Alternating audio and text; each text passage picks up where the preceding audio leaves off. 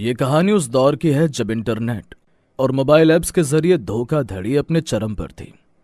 आम लोग साइबर ठगों का शिकार बन रहे थे, लेकिन एक केस ऐसा आया जिसने इंस्पेक्टर कबीर और उनके सहयोगी कांस्टेबल कुमार को एक गहरे षड्यंत्र में धकेल दिया।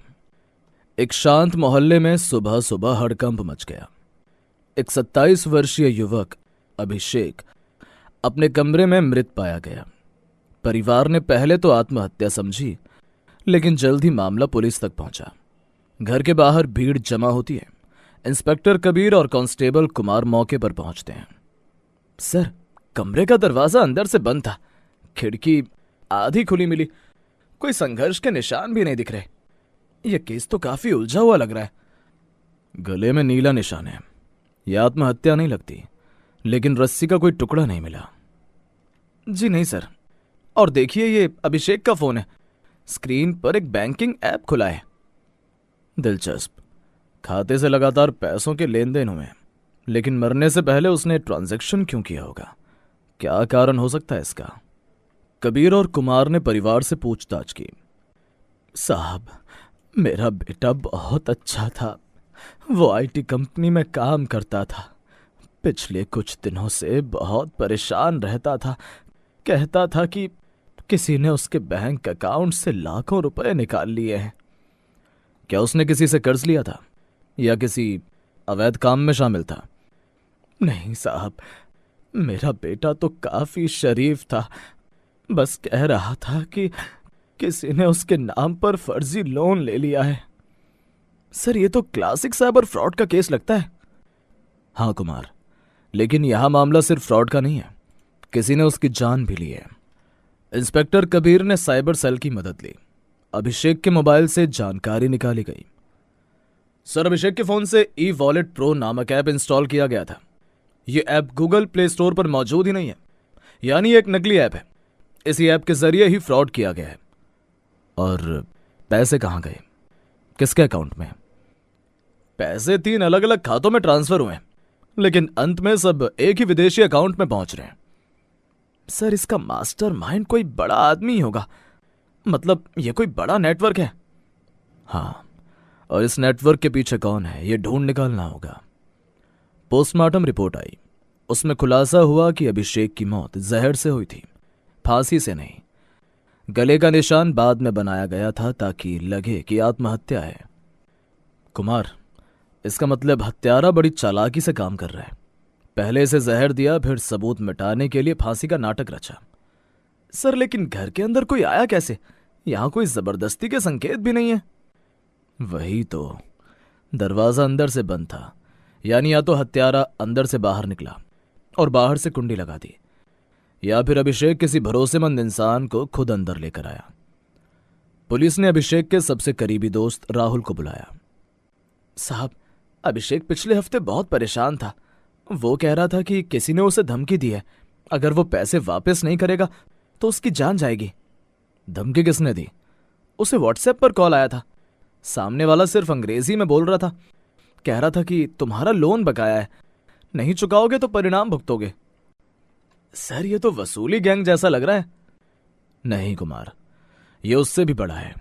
कोई चाहता है कि यह हत्या आत्महत्या लगे, ताकि असली साजिश दब जाए और कोई उनके गिरोह तक न पहुंच पाए। साइबर टीम ने अभिषेक के कॉल रिकॉर्ड खंगाले। उनमें से एक नंबर इंडिया का ही मिला, जो अक्सर साइबर क्राइम के लिए चर्चित था।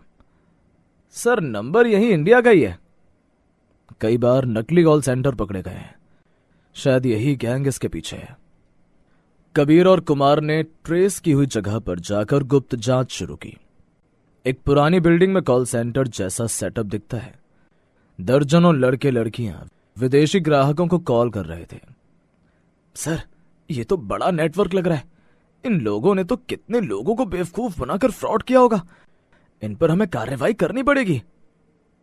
अभी कार्रवाई नहीं, पहले सबूत जुटाओ।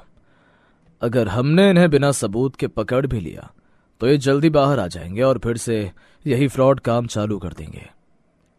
अचानक कबीर को एक फाइल मिली जिसमें भारतीय नागरिकों के बैंक डिटेल्स दर्ज थे। उसमें अभिषेक का नाम भी था। यही है वो कड़ी। ये गैंग लोगों को नकली लोन ऐप में फंसाता है, फिर धमकाकर पैसे ऐंठता है। ये फ्रॉड के साथ साथ ब्लैकमेलिंग का भी बनता है। लेकिन जब उन्होंने आगे की जांच की तो चौंकाने वाला खुलासा हुआ। सर ये लिस्ट देखिए, इसमें बड़े बड़े नेताओं और बिजनेसमैन के नाम भी हैं।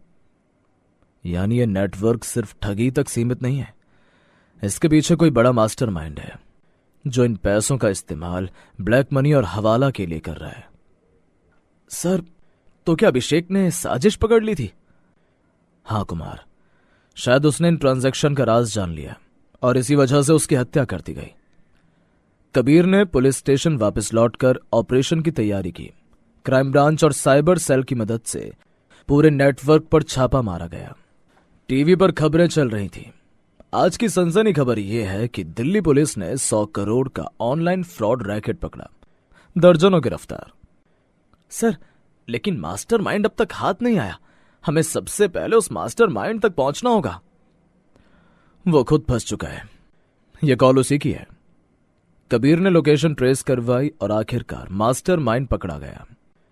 वो कोई बाहरी अपराधी नहीं बल्कि एक नामी बैंक का सीनियर मैनेजर निकला जो अंदर से पूरे नेटवर्क को सपोर्ट कर रहा था। कोर्ट में सबूत पेश किए गए। अभिषेक को न्याय मिला, गैंग का पर्दाफाश हुआ और हजारों लोगों की मेहनत की कमाई बच गई। सर अभिषेक भले ही नहीं रहा, लेकिन उसकी लड़ाई ने पूरे देश को इस नेटवर्क से बचा लिया। अगर इस नेटवर्क का भांडा फोड़ ना होता तो न जाने ये कितने ही और लोगों के पैसे ठगकर उन्हें मरने पर मजबूर कर देता। हाँ कुमार, कभी कभी एक मौत सच्चाई को उजागर करने का रास्ता बना देती है। और इंस्पेक्टर कबीर की यह जीत सिर्फ एक केस की जीत नहीं थी, यह उस साइबर अंधेरे पर जीत थी जिसमें मासूम लोग रोज फंसते जा रहे थे। दोस्तों, अगर आपको भी कभी ऐसी ही कॉल आती है जो संदिग्ध मालूम होती है तो अपने आप को फ्रॉड से बचाने के लिए सभी डिटेल्स को अच्छे से चेक जरूर कर लें, नहीं तो आप भी हो सकता है कि ऐसे ही किसी फ्रॉड का शिकार हो जाए।